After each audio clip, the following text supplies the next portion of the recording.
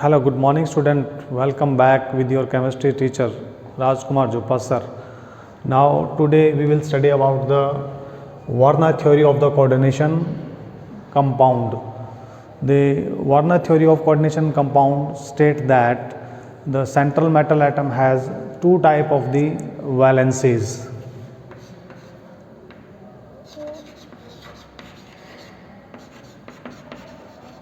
First is the primary valency,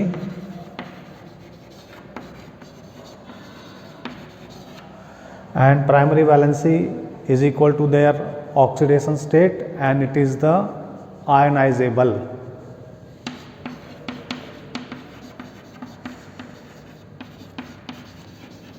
And it is ionizable, and it is non-directional, and it is not responsible for the geometry of the compound.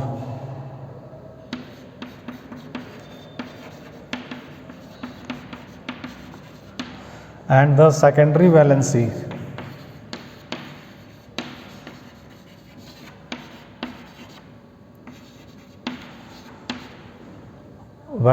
secondary valency is equal to its coordination number, and it is directional in nature,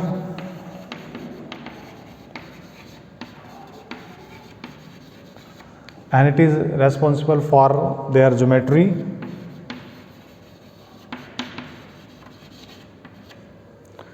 And secondary valency is satisfied by negatively charged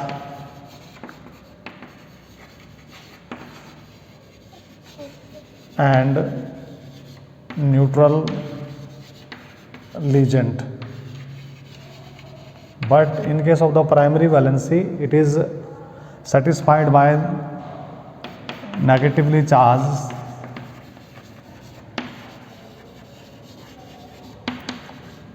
ion. Let us understand with the help of example. This is hexaamine cobalt chloride. This is a coordination compound, and it shows the two type of valency, primary valency and secondary valency. Primary valency is equal to this chloride ion because it is ionizable, and it is equal to their oxidation state, and it is shown by dotted lines. But the secondary valency satisfied by the negatively charged legend or either neutral legends, and this is responsible for their geometry. Just like coordination number of this compound is 6, and that's why it has the octahedral geometry. And the primary valency is equal to their oxidation state. In the Werner theory, it is has the drawbacks because it not tell us about which kind of central atom form the coordination compound or not.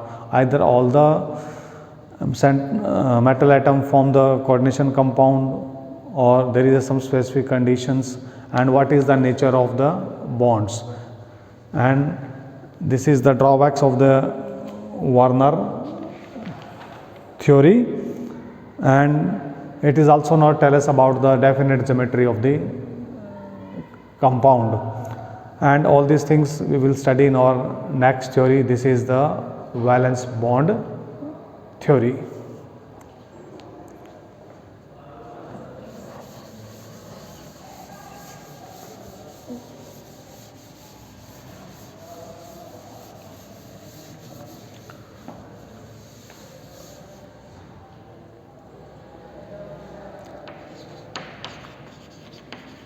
Valence bond theory. Valence bond theory states that the interaction between the central metal atom and the legends are totally covalent in nature.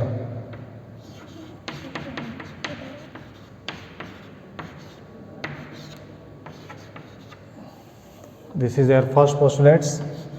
The interaction between the central metal atom and the ligands are covalent in nature. The interaction between central metal atom and ligands is covalent in nature.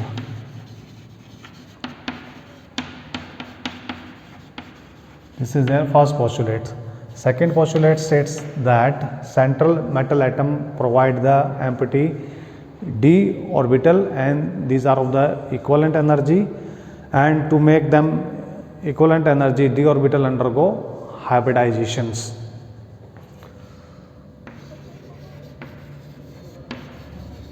Metal atom provide empty d orbital and these are of equivalent in energy. अब d orbital को equivalent energy का बनाने के लिए these are undergo hybridization.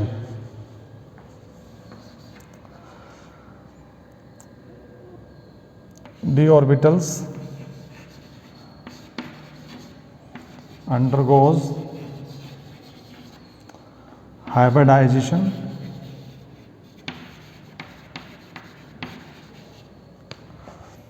like dsp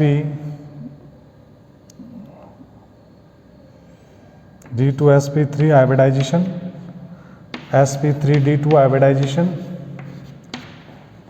dsp2 and sp3 hybridization. These hybridizations are responsible for the geometry, because what is the drawback of the Werner theory? Werner theory not tell us about the geometry of the molecules, but in the valence bond theory we are able to describe the geometry of the molecules, just like dsp3 hybridization, sp3d2 hybridization as octahedral geometry, but dsp2 hybridization as the square planar geometry and sp3 as the tetrahedral geometry. So this postulate waived out the drawback of the Werner theory. The geometry of the molecule we can define easily. These are the postulates of the valence bond theory. In this way we can find out the geometry of the molecules. Now see some example.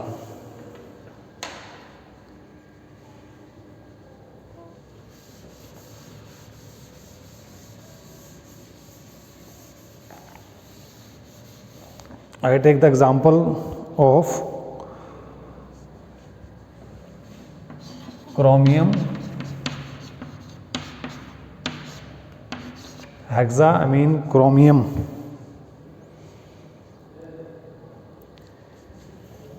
three positive. Its coordination number is 6. It means it is octahedral complex.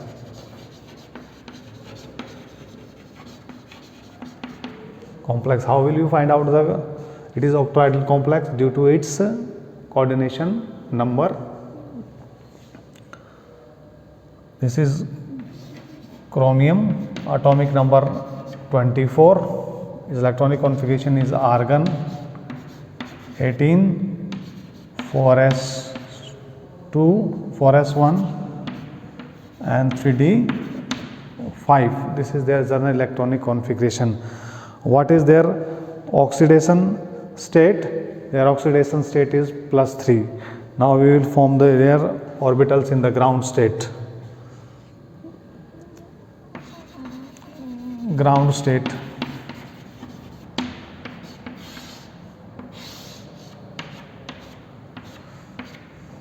These are the 5d orbitals, and how many electrons are there? 5. 1, 2, 3, 4 and 5.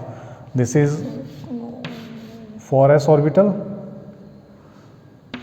3d 4s. How many electrons are there in 4s?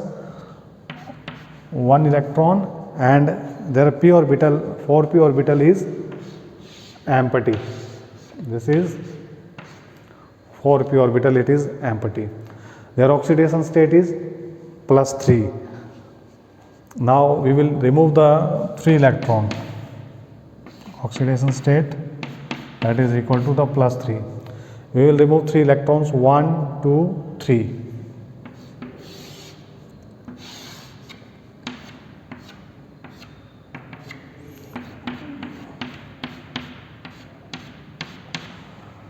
One, two, three, these electrons are removed.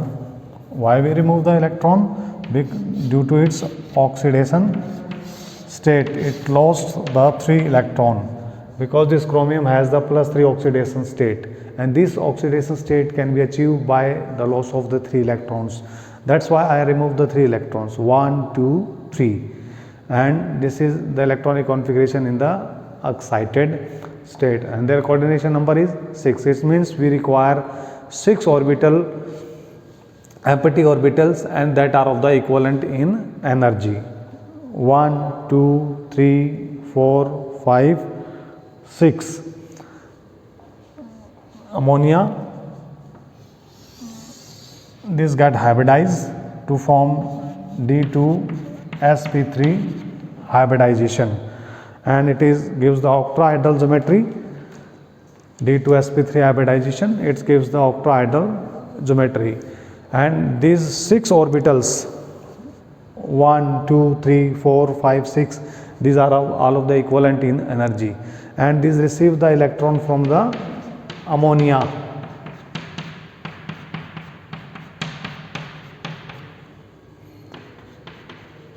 This receives the electron from the ammonia.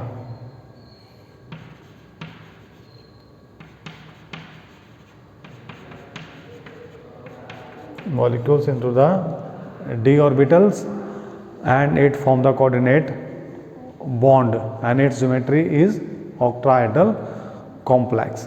In this way we apply the valence bond theory here, and we are able to explain the geometry of the molecules. Now we will take the next example after this. Watch it carefully. Now student, in this series we will take the second example to prove the valence bond theory. Now I take the another example of the ferrocyanide ion FeCN6 negative. In that the atomic number of iron is 26, and it is in their ground state, and there is a 6 electron in the d orbital.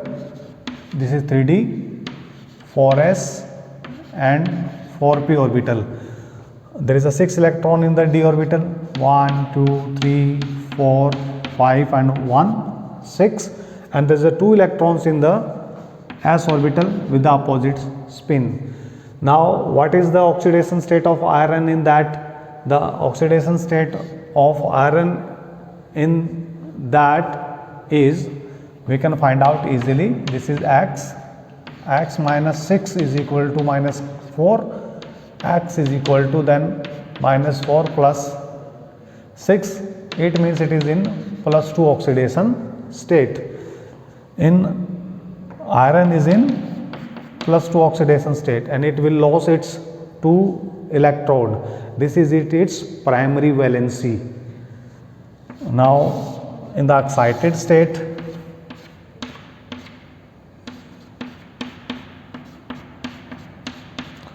we will lose the 2 electron from the s orbital. It becomes empty, and 4p orbital is also empty in that. Now cyanide ion is a strong ligand, and its pair up the electron present into the d orbitals. And their coordination number is 6, and we require 6 empty d orbital that are of the same energy. So we will undergo hybridization. We have only 1, 2, 3, 4 orbitals, but we require 6. But this cyanide is a strong ligand and it's pair up now, and we have 6 empty orbitals. These are undergo hybridization. These undergo D2sp3 hybridization, and these D2sp3 hybrid orbitals are of the equivalent energy, and these receive the electron from this cyanide ion into the D2sp3 hybrid orbitals, and they are responsible for a particular geometry. This particular geometry is octahedral. It forms octahedral geometry. And we can also find out the nature of the molecules. It is paramagnetic or diamagnetic. We will see here there is only the paired electron, so it is diamagnetic in nature.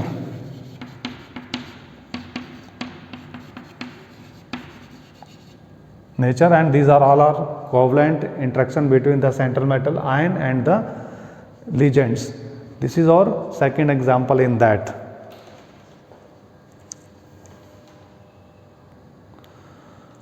Now students, see another example of coordination compound. In that hexafluoridocobaltate, we take this example. In that the oxidation state of cobalt is +3 oxidation state.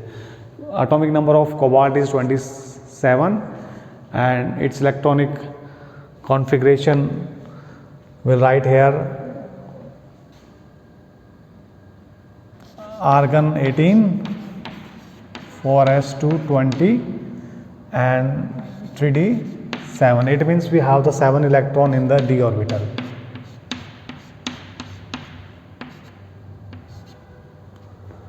And 2 electron in s orbital.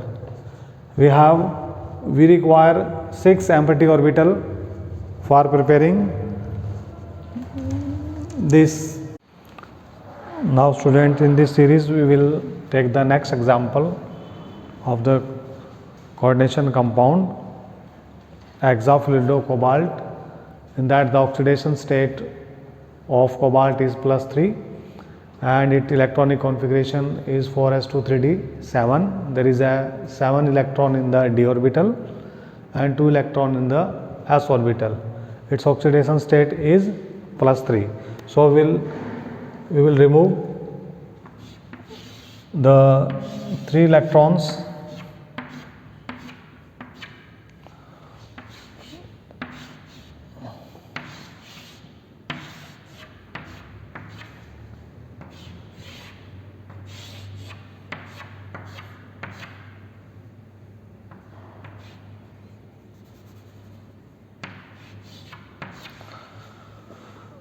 Its oxidation state is +3. So we will remove 2 electrons from here and 1 electron from here.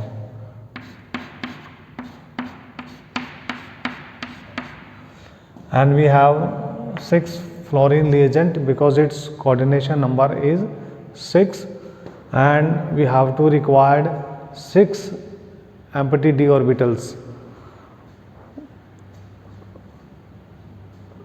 for the formation of the coordinate bond with the fluorine. And because the fluorine is a weak ligand, it cannot pair up the electron present into the d orbital, and it's undergo hybridization sp3 d2 hybridization, sp3 d hybridization, sp3 hybridization, sp3d2, sorry, and it has the 6 sp3d hybrid orbitals, and they are the equivalent of energy, and they receive the electron from the ligand fluorine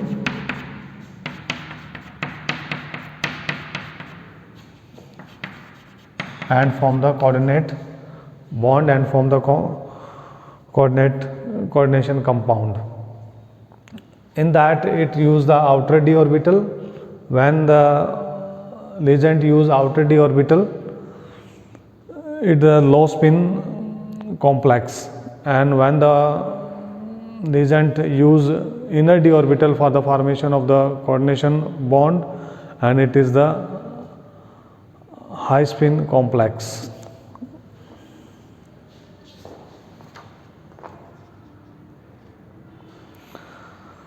Now after this we will take some example of the compound that has the coordination number 4 and they form the square planar geometry.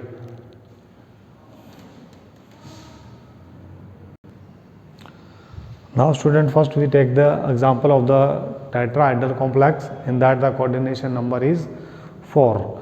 Now first we take the example of tetra amino zinc 2 coordination compound, and its atomic number of the zinc is 30 and electronic configuration is 4s2 3d 10. So there is a 10 electron in the 3d orbital and 2 electron in the 4s orbital, and 4p orbital is empty.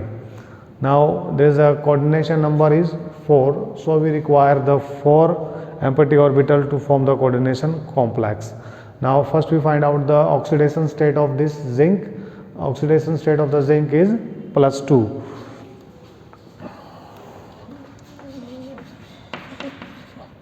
And we have to remove the 2 electrons from this s orbital.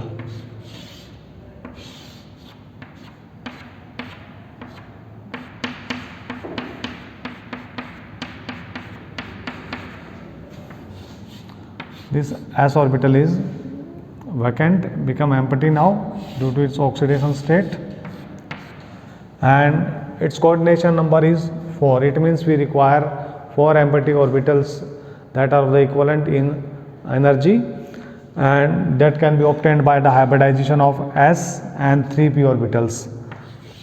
This hybridized to form sp3 hybrid orbitals, and these sp3 hybrid orbitals are equivalent in energy, and these receive the electron from ammonia. Reagent ammonia,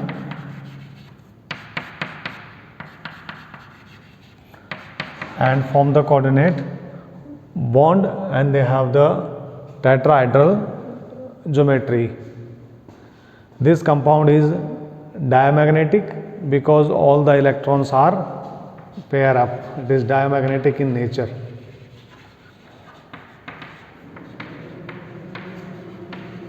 This compound is diamagnetic in nature. Let me take the another example. Watch it carefully.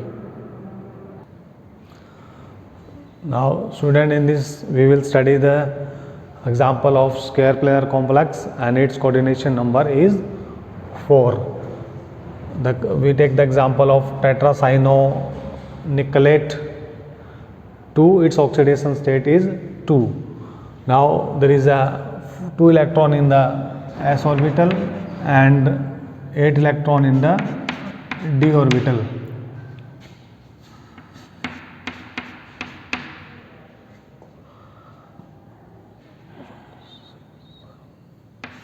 Eight electrons. Now its oxidation state is +2, so we will remove the 2 electron from the s orbital because it is its primary valency. Now there is electrons are present only in the d orbital. This s orbital become vacant. This is their 4p orbital. Now how many ligands are there? There are 4 ligands, and cyanide is a strong ligand.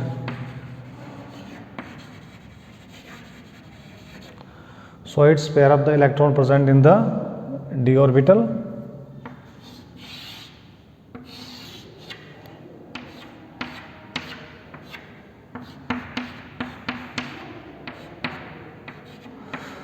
This electrons is pair up, and this d orbital become vacant.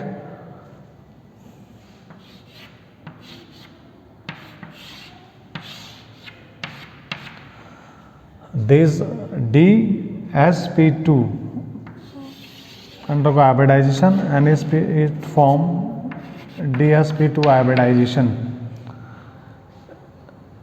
because we require 4 orbitals are of the equivalent in energy, in which we will receive the electron, this nickel atom, by the cyanide and form the coordinate bond.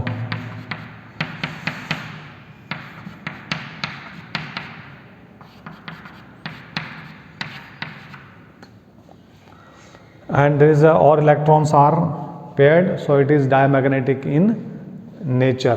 What is the nature of this compound? This compound is diamagnetic in nature.